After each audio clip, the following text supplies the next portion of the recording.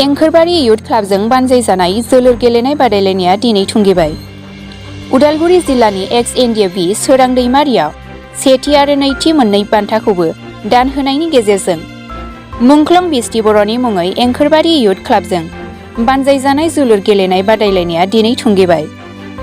दिनैनि जोबथा बादायलायनायाव राङागरा आरो दैफां फाख्रिबारि गेलेमु हान्जानि गेजेराव जायो आरो राङागरा गेलेमु हान्जाया 2 गलाव देरहासार जानो हायो।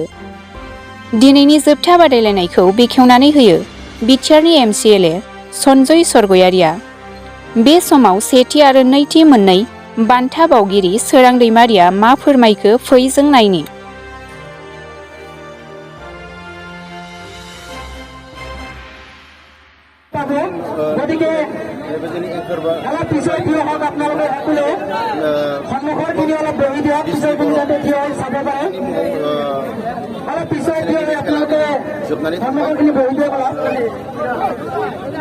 नैबेखौ मोजां मोनदों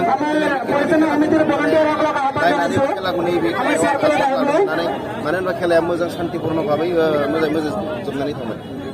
आं माने गावखौनो जोबोद गोजोननाय मोनदों मानो होनबा नैबे जोंनि गामि ओनसोलनि माने भिक्ट'रिया गामि ओनसोलनिफ्राय सासे बेक्ति माने गासैबो जाति जनगोष्ठीनि जौगानायखौ सिन्था खालामनानै बर' जाथिनि थांनाय थैनायनि सामन्थारि रैखाथिखौ बिथा खालामनानै दिनै बिथाङा मोनसे समाव दावहायाव मोनसे जोंनि बर'नि गोलाव सम बे दावहायाव माने जिउ बाउसोमबाय। जे जिउ बाउसोमनाय बेक्तिखौ आङो माने दिनै बेखौनो बुंनो सानदों बिथाङा जिबायदि मुंख्लं जालांबाय बर' जाथिनि थाखाय बिथाङा माने सोरगोआव आलो गोजोनै जाहाथे जायगा मोनहैयो आरो बेजों लोगोसे नैबे फैबाय थानाय दानि सेंग्रा जोलै इयुथफोरखौ लोंनाय जानाय सोबनाय बेफोरथिं माने मुखुब जायालासेनो बयबो नैबे मुंख्लं जेखि मुंख्लङानो जाया मानो जाथिनि थाखाय मुंख्लं जानाय बिथांमोनखौ माने गोसोखांनानै बेफोरबायदि खेला दुलाखौ माने होयोब्ला मोजां जागोन आरो बिथांमोनखौ गोसोखांनानै खामानि मावोब्ला इयुनाव माने बर' जाथि हिसाबै माने बेजों लोगोसे गोबां बेथ' नंगौ 2020-27 सनाव बिटिआर सुक्ति जानानै थांनाय हिसाबै जेसेबां जोंनि माने बड'लेण्डनि दावहायाव माने मुंख्लं जानाय बिथांमोन दङ बिथांमोननि न'खरखौ बा बिथांमोननि बिसि फिसा माने थांना थानायनि थाखाय बिटिआर सरकाराव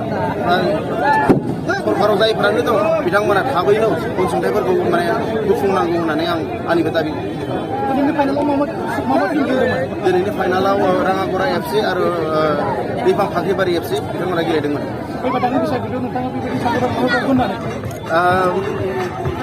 आंथ' आसा खालामदों फैबाय माने देग्लायनिफ्राय जागायनानै बोसोरफ्रोमबो नैबे खेलाया कन्टिनिउवास जालांबाय थागोन होननानै।